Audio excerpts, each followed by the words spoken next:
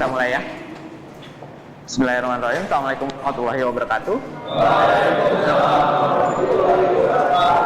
Ya, senang bisa bertemu dengan kalian di kelas pertama kali. Ya, di kelas ya, baru pertama kali ini ya. Kalian angkatan tahun 2020 dan baru semester ini kayaknya. Baru semester ini masuk ke kelas dan belajar di kelas. Nah, di sini saya akan jelaskan dengan RPS yang akan kita pakai selama satu semester. Di sini merupakan mata kuliah web lanjut ya. Kalau ada yang merasa salah kelas, silakan boleh meninggalkan ruangan. Yang merasa salah kelas. Kalau misalnya di kelas yang benar, ya syukur alhamdulillah. Oke, ini mata kuliah web lanjut. Kemudian ini merupakan, oh ya, ini kode mata kuliahnya KOM 620306. Itu kode mata kuliahnya. Kemudian ini masuk dalam mata kuliah atau rumpun mata kuliah web. Dan ini mata kuliah wajib. Ya, mata kuliah wajib dan prasyarat. Prasyarat ini maksudnya kalian hanya boleh ngambil mata kuliah ini setelah ngambil atau menyelesaikan mata kuliah yang lain. Prasyaratnya itu mata kuliah pemrograman web. Kalau Anda nggak lulus di pemrograman web, Anda tidak boleh ngambil mata kuliah ini. Kenapa? Nanti lebih ribet lagi, lebih pusing lagi. Jadi kalian hanya boleh ngambil mata kuliah ini setelah pemrograman web. Kemudian di sini merupakan mata kuliah teori dan praktikum. Teorinya 2 SKS, praktikumnya 1 SKS. Teori 2 SKS itu artinya 2 kali 50 menit. 1 SKS di praktikum artinya 170 menit. 170 menit. Kok lebih banyak Pak? Iya, karena itu praktikum modelnya. Nggak selalu praktikumnya di lab gitu ya. Di lab mungkin 1 jam atau sekitar 100 menit mungkin ya di lab. Sisanya kalian bisa praktek sendiri atau mandiri gitu ya di rumah, atau kalian punya tim sendiri gitu ya. Oke, itu. Kemudian ini mata kuliah untuk mahasiswa semester 5 atau semester ganjil. 5, 7 boleh. 5, 7, 9, 11 boleh. Kemudian pengembang RPS-nya saya, dan di sini koordinator mata kuliahnya itu Bapak Dwi Sakti, koordinatornya. Jadi rumpun web ini yang mengkoordinatori itu Pak Dwi Sakti. Kemudian Kaprodi kita Pak Didi Kurniawan. Pak Didi Kurniawan itu Kaprodi merangkap sebagai kajur. Kemudian Prodi membebankan ke mata kuliah ini beberapa capaian pembelajaran lulusan. Yang pertama, CPL Prodinya mampu memahami konsep atau cara kerja dari MVC. Apa sih MVC? MVC itu akronim atau singkatan dari model, view, dan control. Itu merupakan salah satu arsitektur pengembangan sistem yang banyak dipakai oleh semua orang. Semua developer pakai itu. Biasa disebut sebagai model pengembangan three-tier atau model pengembangan 3 layer ya. Kemudian yang kedua, membuat aplikasi basis web lanjut. Web lanjut ini maksudnya bukan lagi basic. Kalau kemarin di semester lalu kalian belajar web basic, di semester ini kalian belajarnya web menengah sampai dengan mahir menggunakan framework. Kemudian memahami dan memanfaatkan pengetahuan yang dimiliki berkaitan dengan konsep-konsep tingkat menengah sampai dengan tingkat mahir. Mampu memahami cara kerja framework. Framework kalau diartikan dalam bahasa Indonesia apa? Kerangka kerja. Oke, kerangka kerja. Seperti itulah nanti kita akan belajar menggunakan framework untuk mendevelop sebuah aplikasi. Kemudian dari CPL dari Prodi itu nanti diturunkan menjadi CPL mata kuliah. Yang pertama, mampu memahami konsep web three-tier. Tadi ya, MVC itu ya, three-tier ya, 3 is. Kemudian mampu memahami konsep framework. Nanti kita bahas seperti apa itu framework. Kemudian mampu mengimplementasikan konsep MVC tadi mampu membangun aplikasi menggunakan framework. Nah ini, kalau selama ini di semester sudah membangun aplikasi ya di akhir. Jadi alhamdulillah jadi. Yosing? Oke, alhamdulillah berarti tugas saya semakin ringan. Nggak perlu nanti lebih ribet lagi kalau biasanya ini. Kemudian dari capaian pembelajaran mata kuliah diturunkan lagi lebih spesifik ke sub CPMK. Yang pertama memahami konsep dasar web lanjut dengan menggunakan framework. Mampu memahami konsep arsitektur framework. Yang ketiga mampu menggunakan arsitektur MVC, dan yang keempat mampu membuat aplikasi menggunakan framework, mengimplementasikan MVC. Itu poinnya. Yang poin terakhir itu tujuan akhir kita nanti. Kalian harus bisa membuat aplikasi pakai framework. Frameworknya apa Pak? Nanti kita tentukan saja bersama. Kita pakainya framework CodeIgniter, CodeIgniter kalau bahasanya ya, CodeIgniter. Atau bagi yang sudah familiar dengan framework, kalian biasa nyebutnya mungkin CI atau CI gitu ya. Itu lebih familiar. Mungkin ada di antara kalian yang sudah pernah pakai framework sebelumnya, sebelum di mata kuliah ini, angkat tangan. Sudah. Django, CI, oke. CI dan Django. Django ini untuk Python ya, untuk Python, CI untuk PHP. Untuk deskripsi mata kuliah ini, nanti kalian bisa baca, saya upload di Vclass ya nanti ya. Kurang lebih tujuan utama dari mata kuliah ini, kalian sanggup membangun sebuah aplikasi menggunakan framework CodeIgniter. Kemudian ini mata kuliahnya, bahan kajiannya dimulai dari introduction, input, access table, kemudian rekapitulasi dan report. Report kemarin waktu bikin aplikasi terakhir ada reportnya nggak? Nggak ada. Nah itu kalau bikin aplikasi, bikin sistem, bikin web, sebaiknya kalian punya report. Gini, akan ada waktunya sistem atau aplikasi kalian itu nanti akan dipresentasikan ke pimpinan, atau ditanya pimpinan mana sih statistiknya, mana sih laporannya dari sistem itu. Nah itulah yang akan kalian gunakan untuk laporan. Report oke. Terus kemudian ada pengantar dari CI-nya, instalasi, konfigurasi. Tenang aja, yang tadi ngerasa Pak saya baru merangkak Pak, yang lain udah lari, tenang aja, saya juga sama. Kita belajar dari mulai langkah pertama lah ya. Oke, kemudian nanti ada arsitektur CI, root, database, bisa single database, bisa multi database, sampai nanti di akhir di pertemuan 12 sampai dengan pertemuan 16 nanti. Kemudian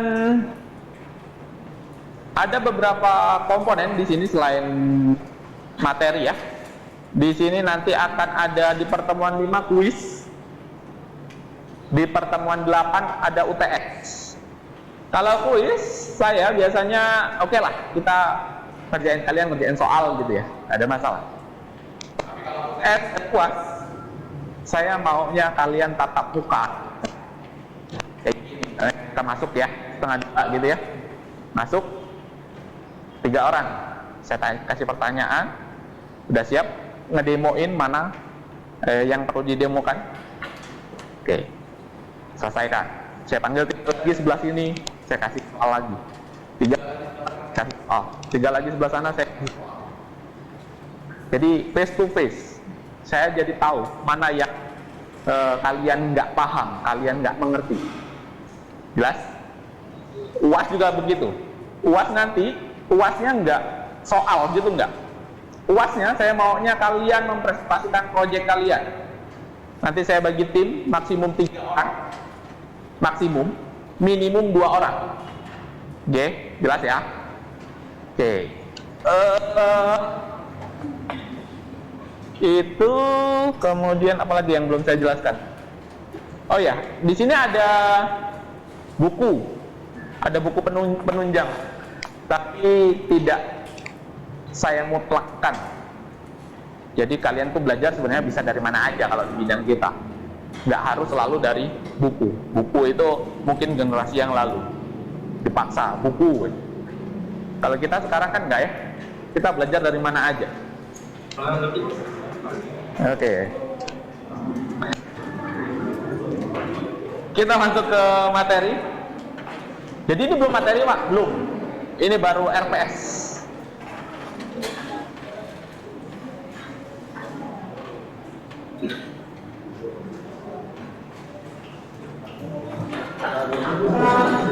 Oke, burger. Pertemuan pertama burger. Semester lalu juga sama ya? Iya, burger juga. Ya. Oke, pertemuan lanjut. Kita mulai dari tujuan utama dari mata kuliah ini tadi seperti yang saya jelaskan di RPS ya, membangun aplikasi web. Memang web ini bidang yang sekarang ini cukup seksi lah di ranah kita ya. Web dan mobile yang sangat menggoda kalau jadi programmer itu, web dan mobile. Kemudian yang kedua menggunakan framework, tentunya karena ini tingkat lanjut jadi pakai framework. Kemudian framework yang akan kita pakai CodeIgniter, versinya versi 3. Pak, sekarang kan nggak muncul Pak versi 4. Kenapa nggak pakai versi 4? Oh iya Pak, kenapa ya Pak kok nggak pakai versi 4? Versi 4 setelah saya pelajari, setelah saya coba-coba, kurang ramah terhadap pemula. Kurang ramah, bukan nggak ramah ya, kurang ramah. Kalian butuh extra challenge ya. Jadi saya turunkan saja ke CI 3 atau CodeIgniter 3. CI 4 sudah rilis sebetulnya, cuman di help-nya atau di apa ya istilahnya ya, user guide ya, dokumentasi dan user guide ya, itu kalau di CI 3 ada contoh kode, kalian masukin gitu langsung jalan. Kalau CI 4 ada contoh kode, kalian masukin belum tentu langsung jalan, karena ada beberapa hal yang di belakang itu yang dianggapnya kalian sudah ngerti. Anggapan si pengembang, bukan anggapan kalian. Anggapan si pengembang kalian udah ngerti duluan. Ya, jadi kita pakainya CI 3 saja. Kita samain gitu ya. Oke. Kemudian installnya masih yang manual ya. Kalian download, kemudian taruh di HTDoc kalian, jalanin. Bisa, yang CI 3 itu bisa pakai komposer tapi agak paksa. CI 4 malah justru harus komposer kayak. Apa itu komposer? Nanti dipelajari nanti. Nggak sekarang, oke. Oke, V-Class ya. Ini mata kuliah ini nggak full di sini gitu ya. Tapi nanti akan ada ya. Misalnya untuk share materi, kemudian kalau misalnya saya punya video, saya bisa share video di situ, kemudian nanti kuis, UTS, tugas dan semuanya bisa ke situ. Jadi kita menganut metode blended learning. Blended itu gimana? Ambil yang baik-baik dari offline, ambil yang baik-baik dari online. Ambil yang bagus-bagus saja, kita jadiin satu. Jadinya blended learning. Oke. Tidak ada ujian ulang atau tugas tambahan di tengah atau di akhir. Ya. Nggak usah pura nggak tahu gitu. Boleh nggak Pak saya minta tugas tambahan atau minta ujian atau UTS ulang? Kemarin mohon maaf Pak, saya ketiduran karena ini jam 1:30, jadi riskan tidur. Ketiduran Pak ya, jadi nggak ada itu ya. Kemudian 1-11 itu kuliah. Pertemuan 1 sampai dengan 11 itu kuliah, berikut praktikum gitu ya. Nah kemudian teorinya nanti akan saya kasih project, yaitu kalian kerjain dari pertemuan 12 sampai dengan ke 15. 16-nya gimana Pak? Itu katanya masih project Pak. 16-nya presentasi projectnya. Nah, itu persentasenya. Kehadiran 5% aja. Biar semangat juga kalian lah. Kalau nggak ada persentasenya gimana gitu. Kuis 15%, UTS 25%, tugas projectnya 30%, kemudian UAS head to head 25%. Nah, ini outline yang akan kita pelajari hari ini. Yang pertama framework, kedua web framework. Web framework itu apa? Kemudian keuntungan dan kerugiannya. What is framework? Framework. Kalau orang Sunda, framework. Ya. Apa itu framework? Framework merupakan abstraksi pembuatan perangkat lunak. Apa itu abstraksi? Mas, tahu Mas? Abstraksi pembuatan perangkat lunak. Apa Mas? Abstraksi pembuatan perangkat bayangan. Bayangan. Oke, nggak tahu Masnya bayangan.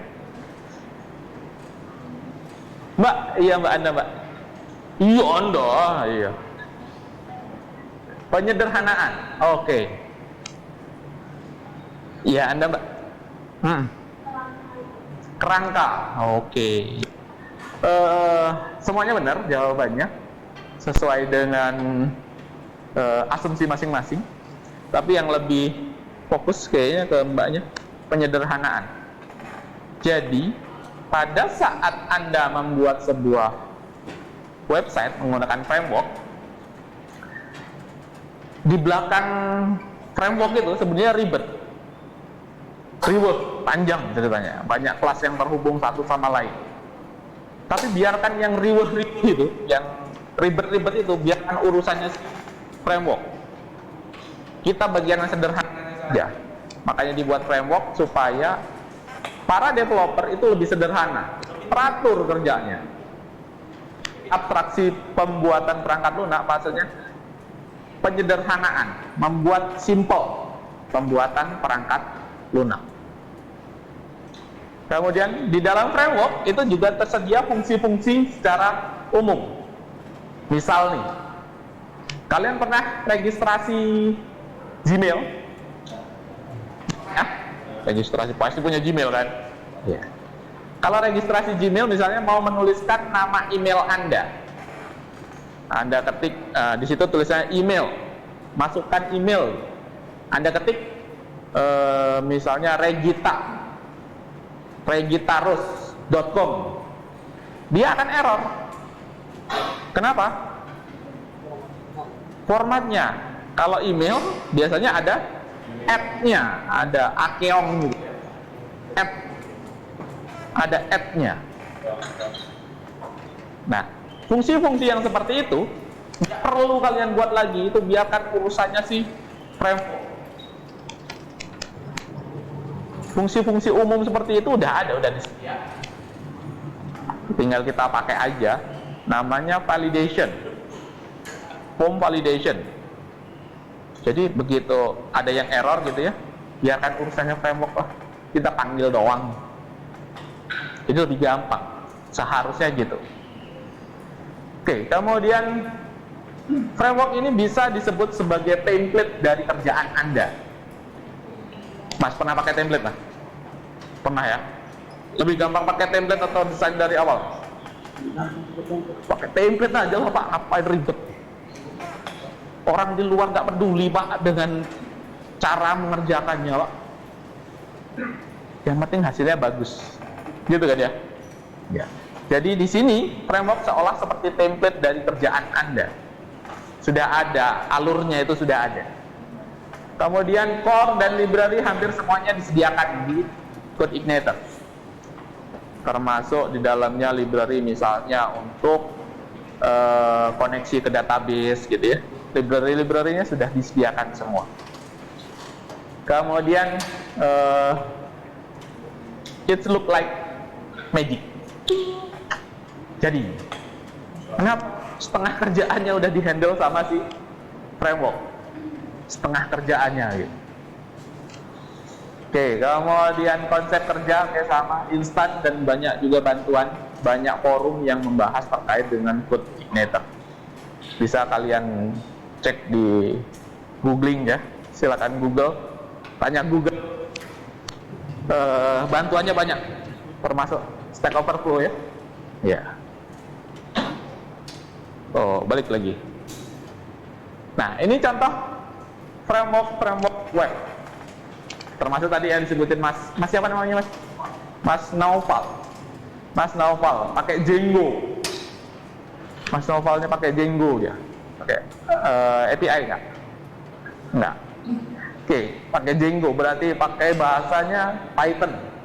Selain Django ada juga CherryPy, Flask, Pyramid dan seterusnya. Saya malah belum pernah pakai yang Django. Saya pakai Flask biasanya kalau di Python untuk ngedevelop ke synchronize dari GitHub-nya. Oke, dari PHP, bahasa pemrograman PHP itu framework-nya ada CodeIgniter, ada Laravel, ada Symfony, ada Y, ada Cake, ada Zen dan seterusnya.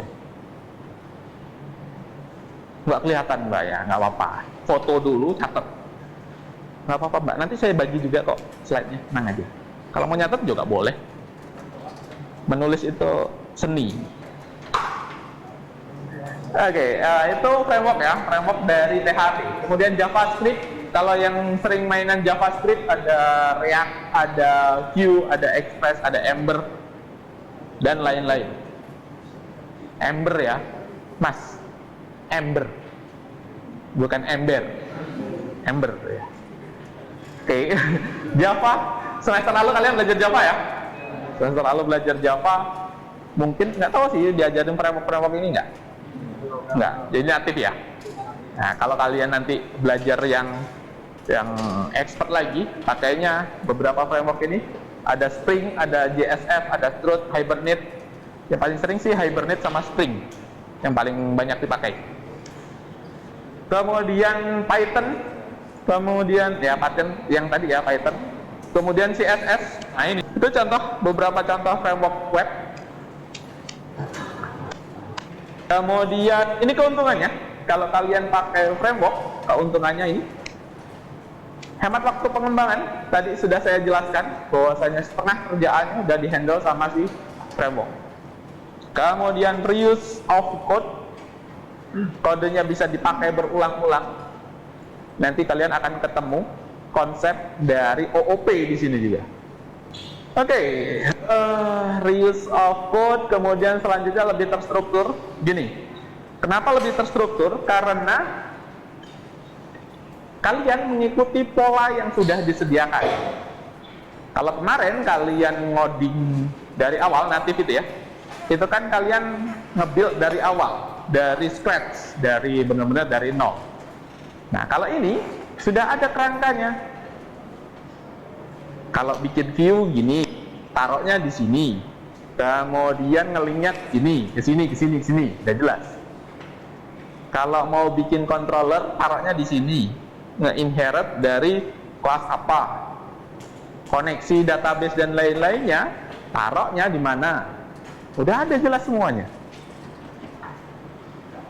Tapi ini nanti jadi satu kelemahan juga.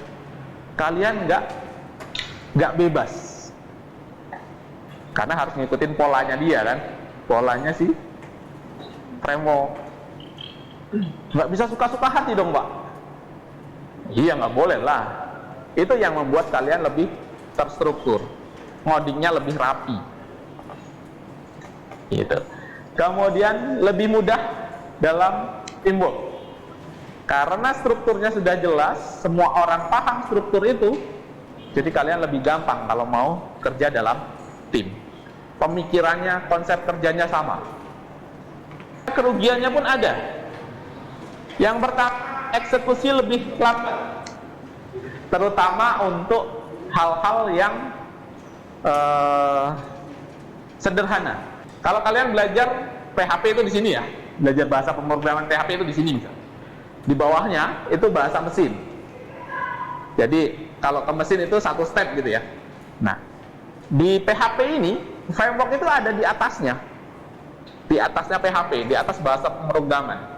Jadi pada saat mau mengeksekusi supaya bisa dipahami oleh si mesin, si komputer, dia harus ngelewatin ke sini, terus ke bawahnya lagi.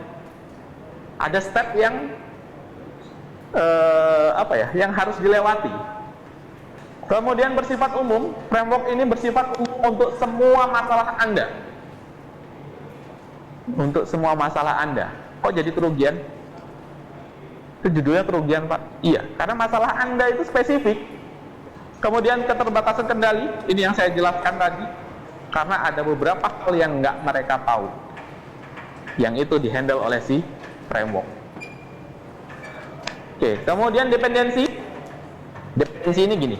Framework itu nggak selalu dibuat oleh si pengembangnya itu sendiri. Si pengembang misalnya si Adi, pengembang. Si Adi ngambil misalnya font, library font. Font dikembangkan oleh si Google misalnya. Jadi kan Adi bergantung kan dengan fontnya si Google ini. Kalau font ini nggak diupdate, aplikasinya si Adi atau frameworknya si Adi, tentu saja dia akan ikut usang juga. Kan terakhir ada waktu yang harus kalian sediakan, waktu yang harus kalian spare untuk mempelajari framework itu.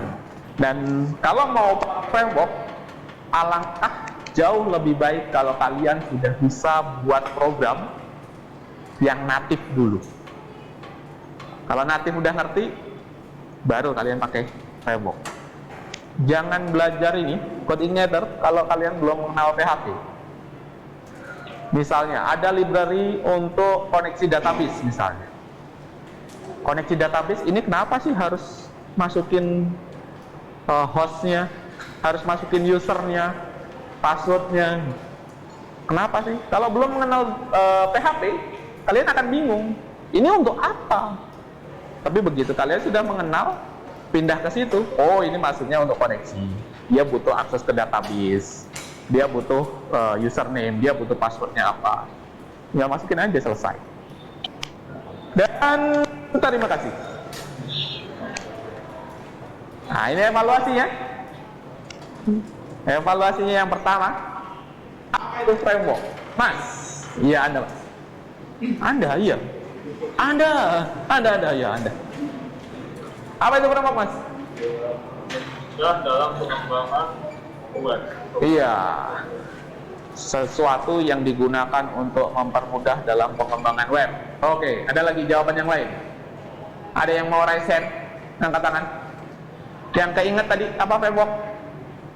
Yang keinget? Iya.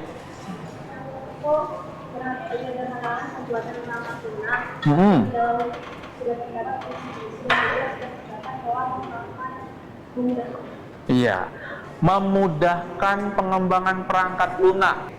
Kemudian yang kedua, kenapa harus pakai framework? Tadi, yang keinget magic katanya. Satu, magic. Terus kenapa lagi? Keuntungannya tadi? Hemat waktu, efisien. Oke, apa lagi? Apa? Template kerjaan, seolah-olah kayak pakai template aja ini Pak. Iya kan, gitu ya? Share. Apa lagi? Lebih terstruktur. Kemudian sebutkan contoh framework web tadi yang masih keinget. Web framework tadi apa aja yang masih keinget? Apa? React. Untuk bahasa pemrograman apa tadi? JavaScript, React. Ada lagi? Laravel untuk PHP. Apa lagi? Bootstrap untuk CSS. Oke. Apa lagi? Apa tadi Mas? Django untuk Python. Kemudian framework apa yang akan kita pelajari ke depan? Yang akan kita pakai? CI versi berapa? 3. Oke, untuk hari ini saya ucapkan terima kasih atas kehadiran Anda. Sampai ketemu minggu depan ya. Oke, untuk hari ini saya tutup. Saya akhiri. Wabillahi taufiq wal hidayah. Wassalamualaikum warahmatullahi wabarakatuh.